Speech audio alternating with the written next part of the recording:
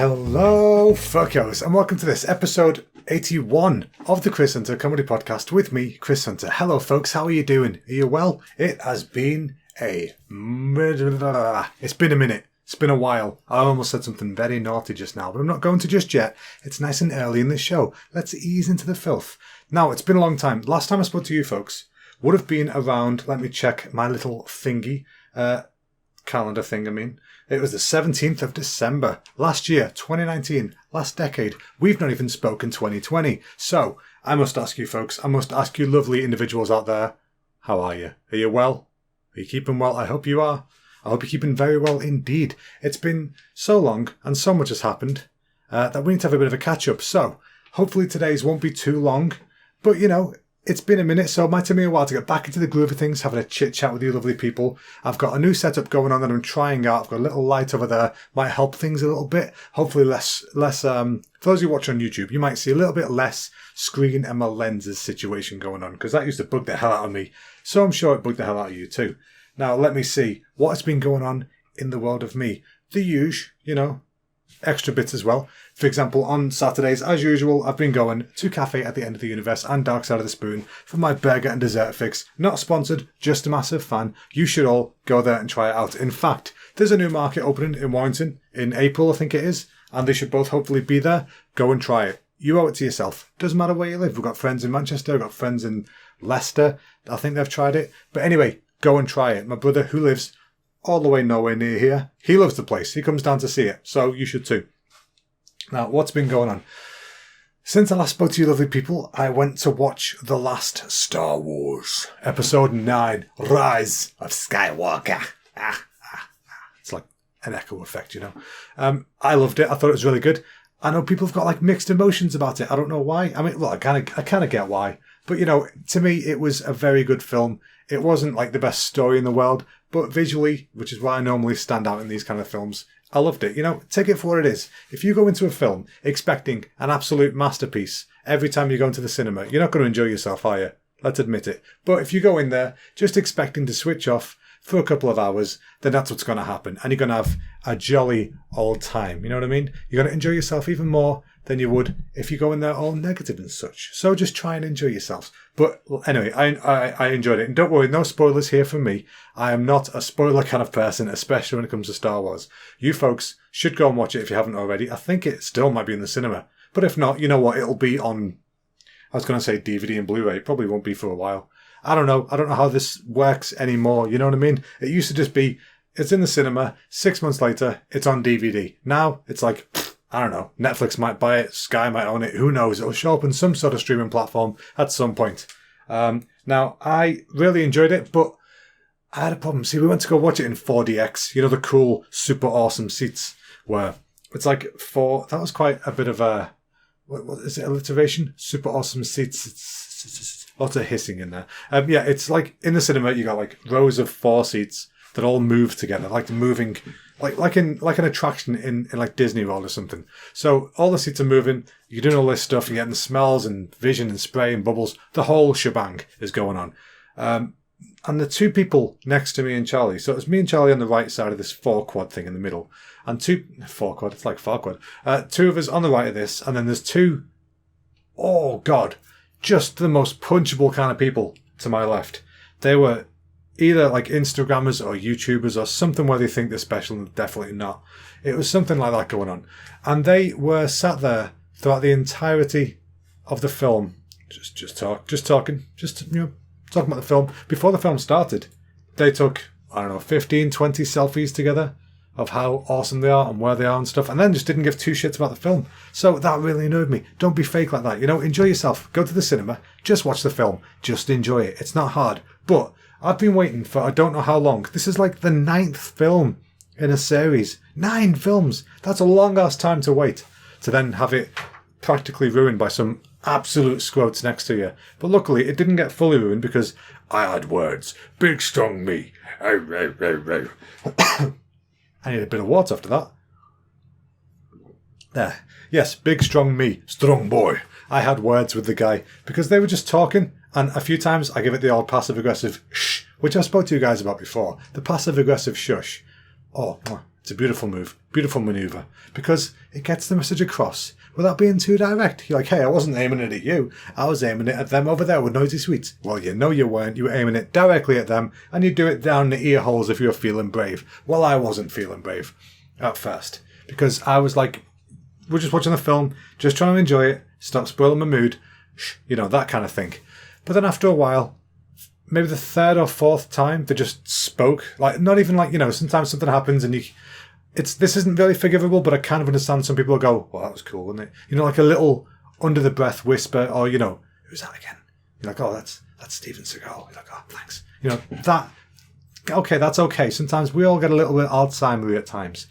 But these guys, this guy and girl, knobheads, were like, remember when that happened in episode 2?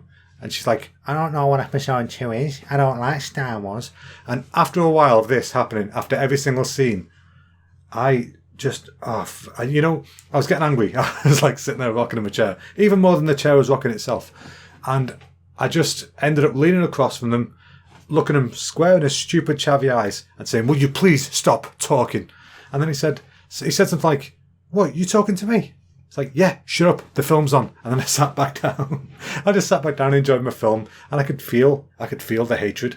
Oh, nom nom nom nom nom nom. Nom nom, it fed my very soul. I love feeling the hatred of people who are knobs and have been corrected. I don't know why, it's just enjoyable to me. But at least I finally got to enjoy the film in peace. I got to enjoy it for what it was, a gorgeous piece of cinema that I enjoyed quite immensely. So yeah, if you've not watched it yet, go and watch it. Let's see, I'm trying to think, what was I talking about? Oh yeah, like I said, I've not spoken to this since last year, so I haven't been spoken to this since Christmas. Merry Christmas, everyone, and a Happy New Year to all. Christmas was awesome, we had a great time. For the first time, I cooked Christmas dinner. I don't think I've ever cooked a Christmas dinner myself before. It was just for me and Charlie, so it was a nice, small one, easy enough to try and do. And you know what? I had a good time doing it. I was really worried because I had about 8 things cooking all at the same time. And that's where the problem lies, you see, because everything's going okay. But if one thing messes up, just one, that knocks out the synchronicity of everything else. Everything's timed just so. And if you knock one thing off, the whole thing is changed. I was going to say ruined. It's not ruined. It's just slightly altered.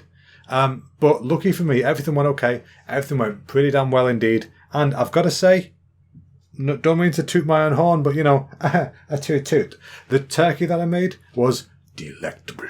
It was absolutely the nicest turkey I've ever had. And I don't even know why, because I literally Googled simple turkey glaze. Couldn't have been easier. Simple turkey glaze. I can't even remember what was in it now. I think it was like red wine vinegar, some sugar, cumin, I don't know. There's some other bits and bobs. But I made that. I did what it said on the instructions on the internet. And it just worked. It was amazing. Oh, it had Asian 5-spice in it. That's what part of the recipe was. Which surprised me. I wasn't expecting to see that in a Christmas dinner. But it was amazing. It was really nice. It permeated the skin very nicely. It went right through to the meat. And even to the point where the next day, we went to like a Boxing Day meal at Harvester. And the option was, still the Christmas menu. So I was thinking I might get a Christmas dinner. But then I was there thinking, you know what? No, I don't want to get turkey because I don't want to ruin this delicious memory I've got of the turkey that I made and was quite happy with. So I didn't get turkey, I got chicken. Sometimes you just can't taint the memory. It's been long enough now that I can have turkey again and be like, I wish this was as nice as the one at Christmas, but I've now forgotten what that tasted like, so I'm assuming it's not. But I don't know, because it was the nicest turkey I've ever made. And they made like parsnips and sprouts, and I didn't make roast potatoes. I think I made mash though. But you know what? Yeah, I was quite happy. It went really well. It was really nice.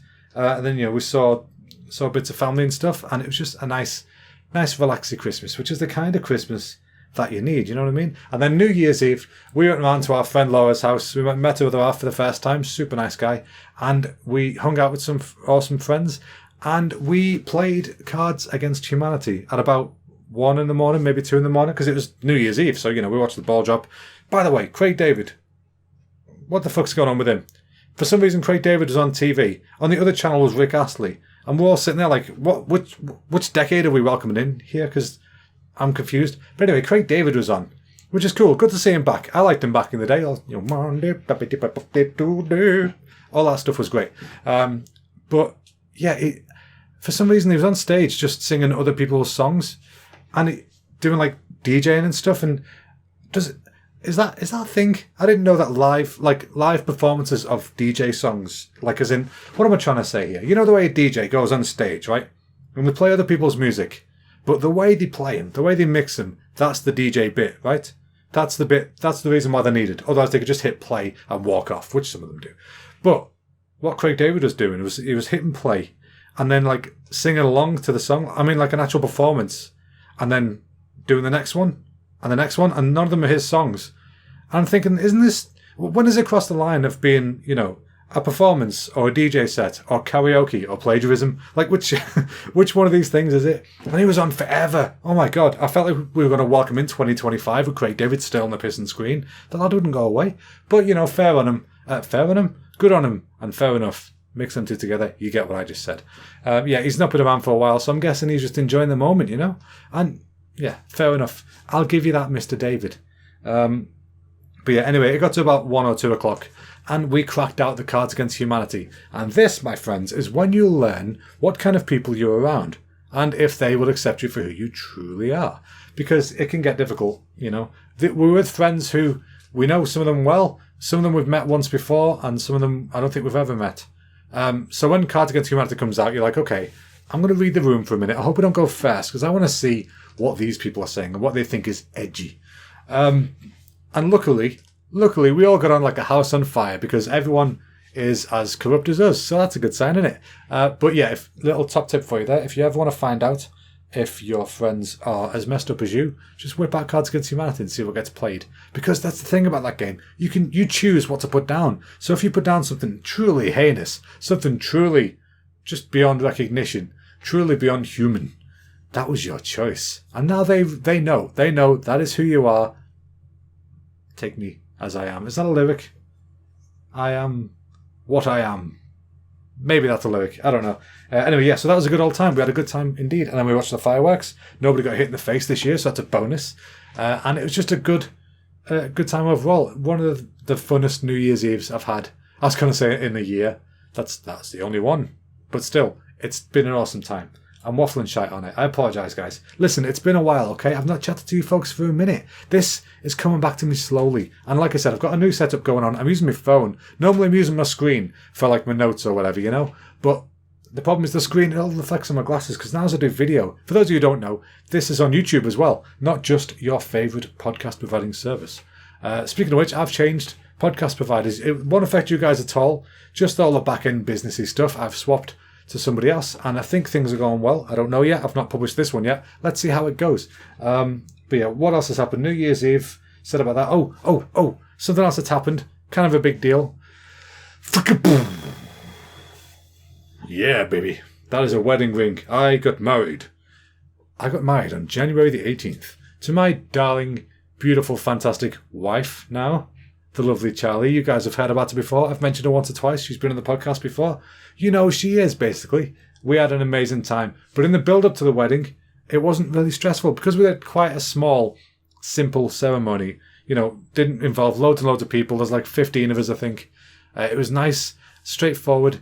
And the build-up to the wedding, the only kind of stresses was mainly like the outfits because we didn't have anything ready. And the wedding was in... was it 3 days? A week? 2 weeks? I don't know. It was soon. It was very soon. And we had no outfits because we were just planning on going and have a look in, the shops, see what happens. It was January, so Charlie was like, why don't we just go January sales and see what we can find? And I was like, good idea, lady. So anyway, one day we just sat there and I think Charlie just said, do you want to go to Trafford for tea? Because we've not been for ages. We used to go quite often and we haven't been in a while. So I was like, yeah, okay, let's go Trafford. And then she said, shall I give Mum a call just in case we do look for outfits and we find some, then she's been involved in some way, It's like, yeah, that's a nice idea. Let's do that. So anyway, we go to the Trafford Centre. We're having a look around. It's not overly busy. And we're walking past Burton's and I thought, oh, wait a minute. I remember I saved, I've got a Trello board where I'd saved a bunch of suits that I'd seen online. But I looked online only in the high street shops. That way, I knew that if I went to a high street shop, they might have it. They might not because it might be online only. But at least I'd have a rough idea of the kind of thing that I want. And anyway, I had this suit saved on Burton's. So I thought I'll go in and have a look, see if they got it there. And I walk in and I got to the corner where the fancy loud suits are, and shabam, my suit was right there. It was there. They had the jacket and the pants that matched, and they were both on sale. What more could you want? And they got the whole suit for like less than 100 quid, which I was so happy about. And I've still got it, obviously. It's a beautiful suit. I didn't have to hire some suit that's probably got crabs in it. I didn't have to buy some super expensive suit that I'm only going to wear once. I bought a suit that I really like. I'm planning to wear again, and I'm so happy about that. And Charlie managed to get her dress on the same day from a different shop. We tried a few different things. She got one she liked, and everyone was happy. 2 outfits, 1 night, and we weren't even planning to go look for outfits. That, my friends, is how you do it. I was very, very happy indeed with that because, like I said, that was the only thing that was kind of getting a little bit stressful just because we didn't have anything yet. But then it was sorted, so, what more do you need? Now, you folks, some of you folks may know this, some of you may not, but I'm going to inform you now that I was on the television. Funnily enough, whilst I was away on my honeymoon, but more about that in a minute. I was on a TV show, a game show, called First and Last with Jason Manford.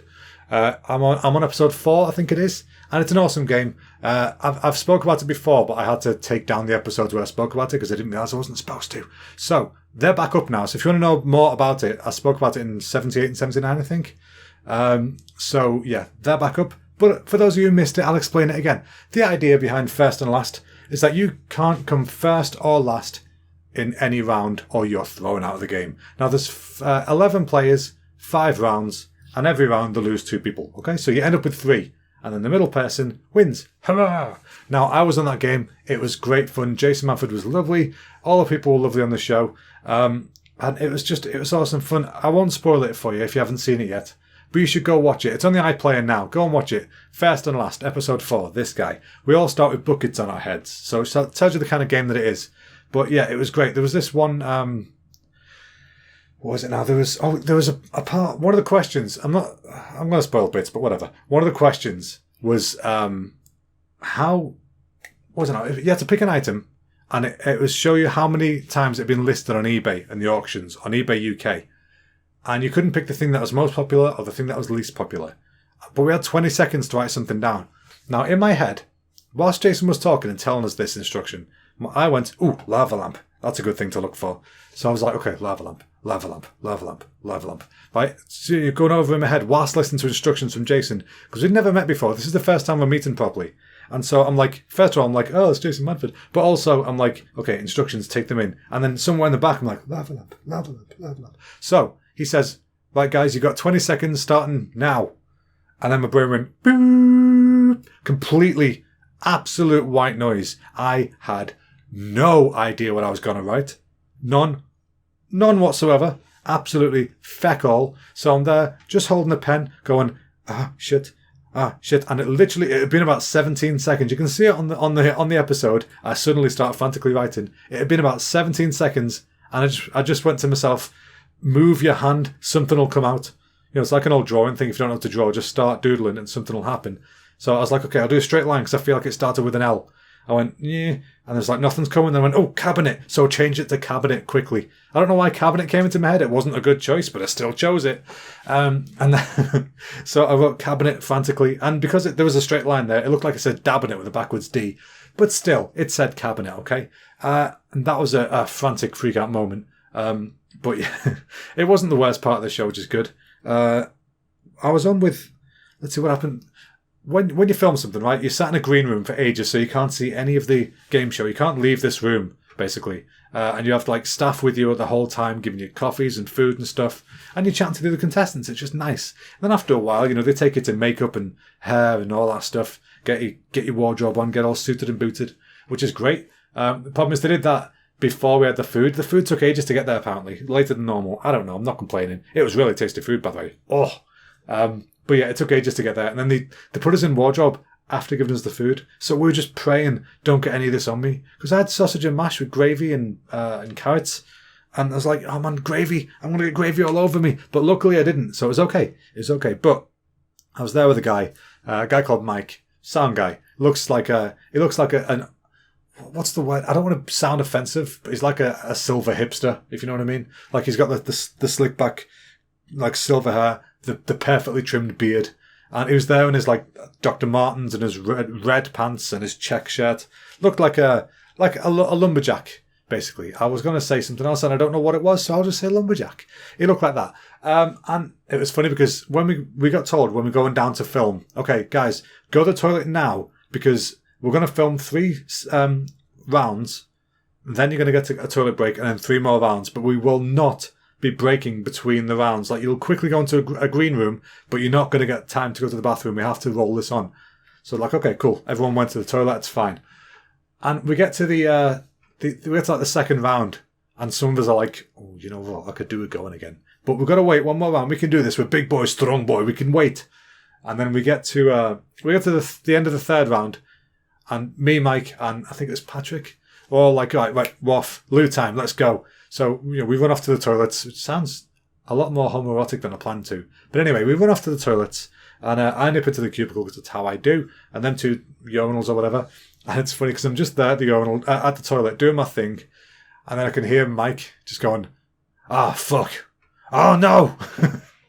And then Patrick's like, "What's up?" I said, "Oh, I've done a dribble." So, anyway, that I'm hearing that, and then Patrick just laughs, finishes, washes hands, and leaves. And then I can just hear Mike just going, "Oh, fuck, oh no, stupid fucking, you had to wear fucking red pants, didn't you?" Talking to himself. And then I come out and he's basically like, humping this hand dryer, just trying to get his crotch dry after he's, wiped it down and whatever.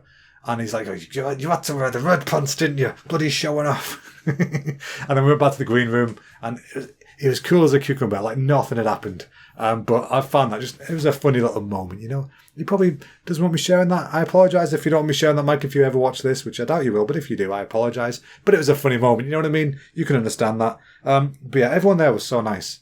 Really nice people. All the staff were really nice. All the not customers, what's the word? Contestants. All the contestants are super nice. And the hotel we stayed in was nice too. Now, what else have I been doing? I played Jedi Fallen Order over Christmas. I got that game for Christmas. It's an awesome game. It's got like elements of Uncharted, elements of Dark Souls, all rolled into one awesome game, and I really enjoyed it. At first, I was like, I had some feelings towards the beginning that I wasn't sure if I liked it or not, but then it grew on me, and it was just brilliant. In the end, I think the difficulty got to me at one point. It was just too hard, even for me. And I'm at the age where I'm like, you know what? I don't really have enough pride to just keep ploughing through in hard mode. I just want to finish the game. So I lowered the difficulty for the last boss, which, yeah, shoot me. So what? It happened. I don't mind that anymore. It used to bother me, changing difficulty in games, but I don't mind so much anymore. So that was it. I did that, and I really enjoyed it. So if you get a chance, excuse me, here's the podcast hiccups, ladies and gentlemen, the podcast hiccups. Yeah, I changed difficulty and enjoyed the game. So if you get a chance, go and play, not Lego, go and play Jedi Fallen Order on whatever console you want to play it on, because it was fun. What else happened? So yes, like I said, I got married. We had a lovely day. I made Charlie's bouquet out of paper cranes, origami cranes. I got some really nice origami paper. That was the same kind of colour scheme as her dress. And then I folded them up. I spent the Saturday before the wedding freaking out, trying to make this thing. I went to Hobbycraft, and I was like, oh, I might need this bits and I might need these bits, and I just bought loads of stuff. And I wasn't sure how much it'd be or whatever, but I thought either way it's going to be cheaper than getting a bouquet. And then I got to the till, and I just shrunk it all up, and I told what was happening. And my other half, Charlie, used to work there, which is pretty cool. But yeah, I rung it all up, and I said, I hope this isn't too much. And then she went, that'll be £60, please. And I was like, oh, fuck, I am in trouble. That is a lot of pennies. But luckily, they have this cool thing at Hobbycraft where, because it's like a crafty place, if you buy more than you need, you can just take stuff back and they'll just refund it. If you didn't need something, which I thought was pretty cool. So yeah, I've got a bag full of stuff there waiting to go back, which reminds me, I need to do that. And then yeah, we had this lovely little ceremony. Went to the registry office. I had a nice time there. The family were there. I got... Me and Charlie both wrote our own vows. I said to myself, I will be strong and big and not cry today because I am a big, strong boy, like said before. And then I wept because I couldn't help it. I tried to hold it together. But, I come from a family of weepers. We just start crying. My mum cries at adverts. I get emotional over stupid stuff that isn't even emotional. So, on my wedding day, I think I'm allowed to have a bit of a weep. But when it came to doing our vows, I was doing so well. I got like 2/3 of the way through, and then poof, the sentimentality of the whole thing hit me, and I started just really struggling to get the words out. And the lady who was doing the ceremony, she was really nice, but she said to me that around here they call me the Grim Weeper because I just get set off with anything. And she said, so if the groom's gone, I've got no chance. I was like, oh, great. That's going to help, innit? So I said my vows. Charlie said her vows. We all got married and such. And it was beautiful. It couldn't have been a nicer day. And it makes me understand even less why people go out and spend like 20 grand on a day that's catered towards everybody else. And, Auntie Deborah doesn't eat venison. You can't get that one. Or, that was a weird choice of words. Venison. What the fuck? Anyway, so we didn't have that kind of thing going on. We had a nice little ceremony in the registry office. Then we went to Charlie's brother's house. They've got an amazing house. And we had buffet and stuff there. And we all had chats and a mingle. And it was so great seeing everybody. Like I said, we only had a small group of people there because you can only have so many in the registry place. And everyone was so nice. Everyone looked amazing. Everyone was really friendly. Parts of my family got to meet other parts of Charlie's family who haven't met before. My nan, my 94-year-old nan, got to be there and meet all the people she hasn't met before. And she had a lovely time, which I was really glad about. I got to see my mum for the first time in I don't know how long, and my little sister. And that was really, really nice getting to see them again. I haven't seen them for a while. And it's nice. I miss hugs and stuff, you know what I mean? But, it was just great having a little catch-up. No pressure, just having fun, having some drinks, having some food. And we got our cake made by the aforementioned friend Laura, who we went to for New Year's Eve.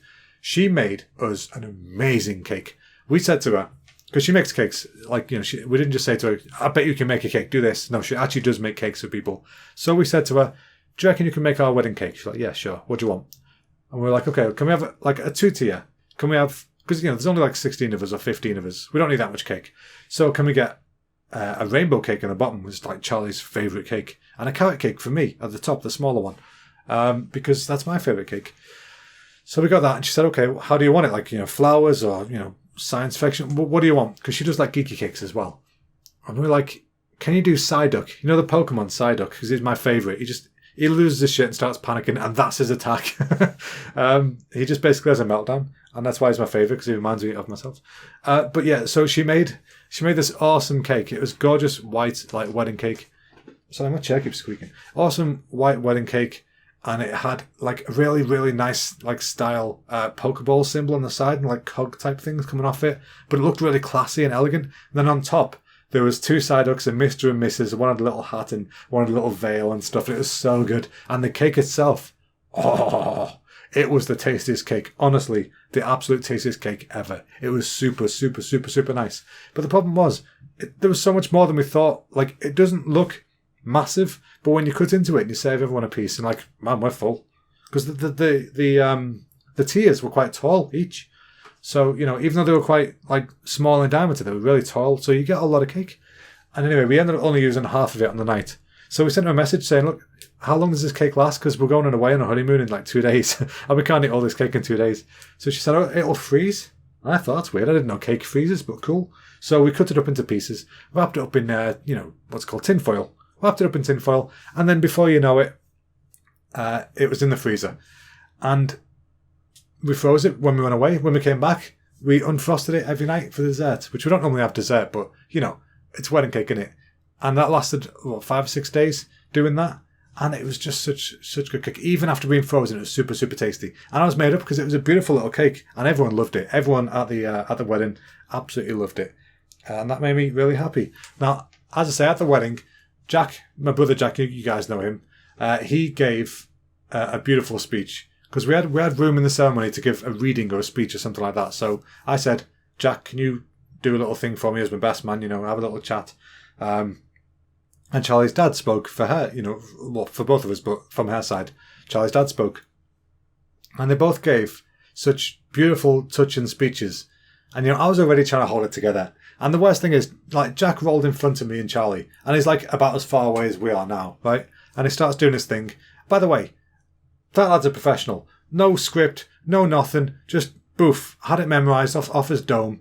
And just delivered it beautifully. Spoke completely clearly. Everyone could hear. He was projecting, But then even Jack, whilst doing it, started to get a bit emotional. And then, obviously, that's then setting me off. Because that little bugger's emotions are contagious. Whenever he laughs, I have to laugh. Whenever he cries, boy, you bet it's coming my way. And my mum behind me, I could hear sniffling through the whole damn thing. So I'm already got this constant 20% about to cry situation going on internally because I can hear my mum going for it. So then when he starts going, oh man, it was hard.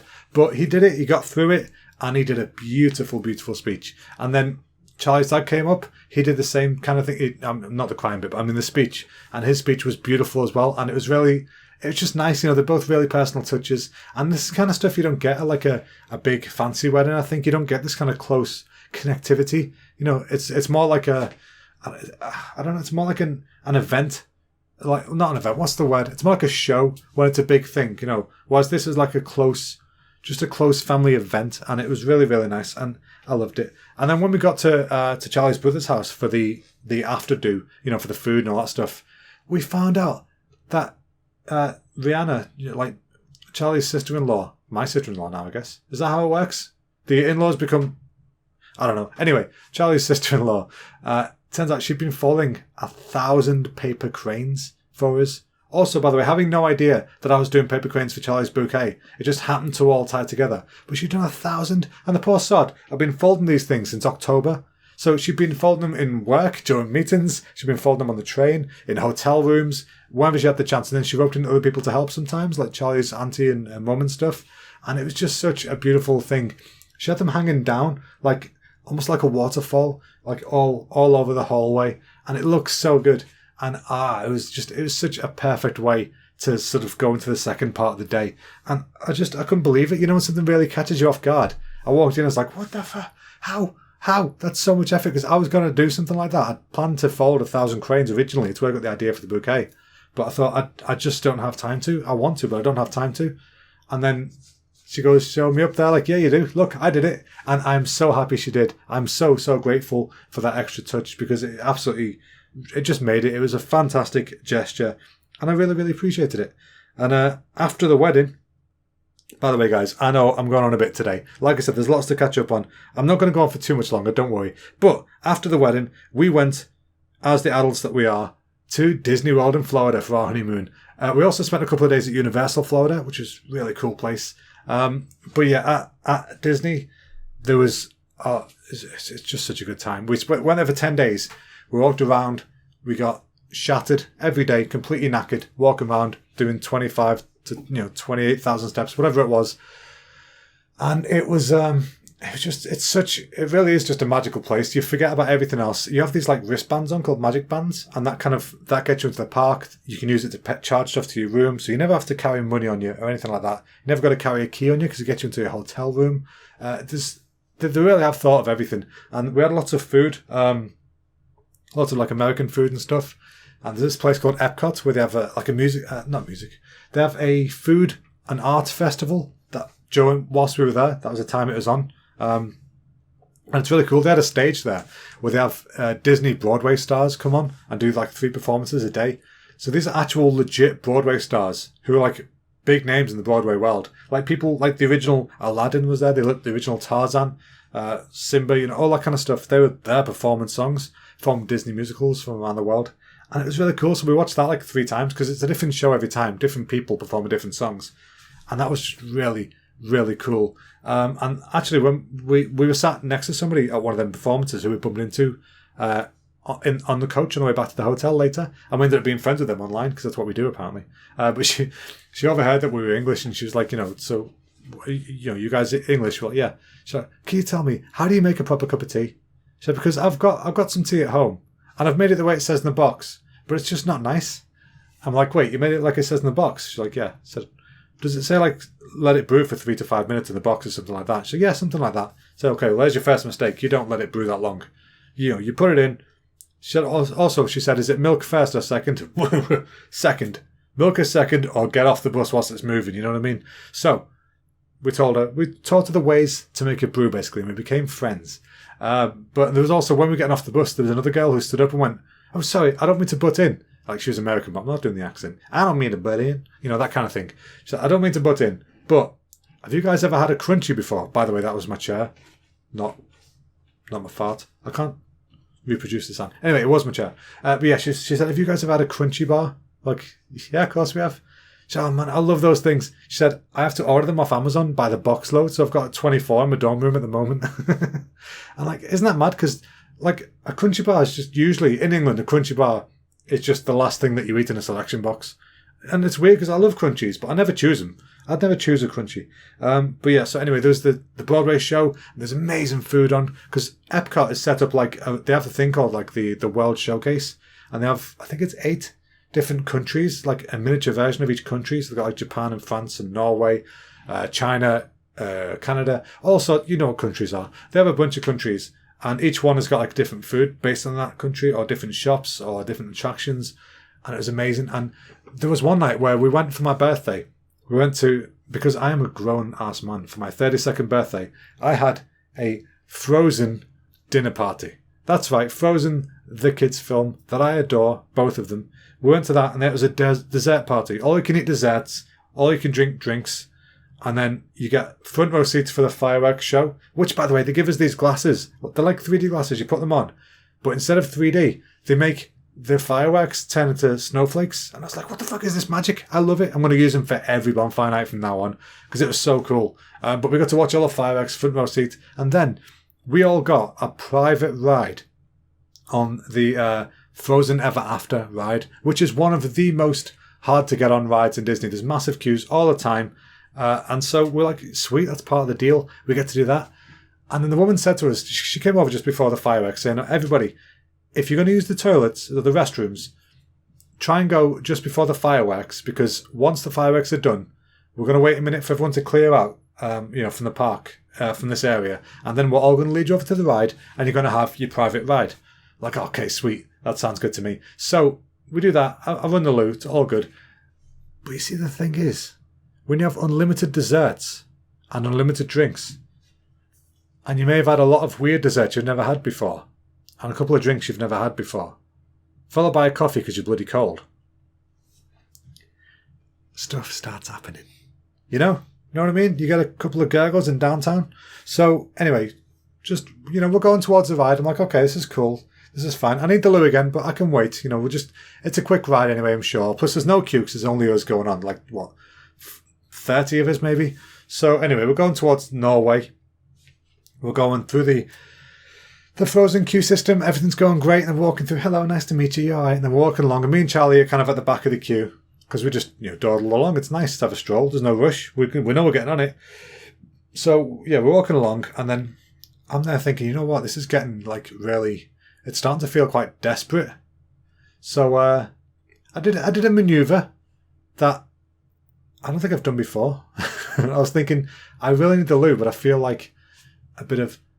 By the way, prepare for TMI. This is definite too much information section. If you don't like TMI, skip forward a minute or so. But I was thinking, I need a wee lots, and I feel like I've got a lot of air pressing on my bladder or something. In my head I thought, just sneak out a cheeky little fart. You're on the back, no one will know. You'll be fine. It's like, okay, I guess I'm going to have to do this. So it's just a gentle little, and then it felt more like there was something else tried to happen, shall we say. And I wish there was footage on my face in that moment, because I suddenly was like, I'll just try. Uh-oh. And I just said to Charlie, I've got to go. Like, now. I said, you go on ahead. I've got to go to the restrooms. So I start going backwards through the system, which the guy's closing off behind us because we're the last people of the night in there. And I said to the guy who worked there, I'm really sorry. This is an emergency. I need to use the restroom. I've got a low battery. I need to use the restroom. Can I go to the restroom? I'm really, really sorry. I have to do this.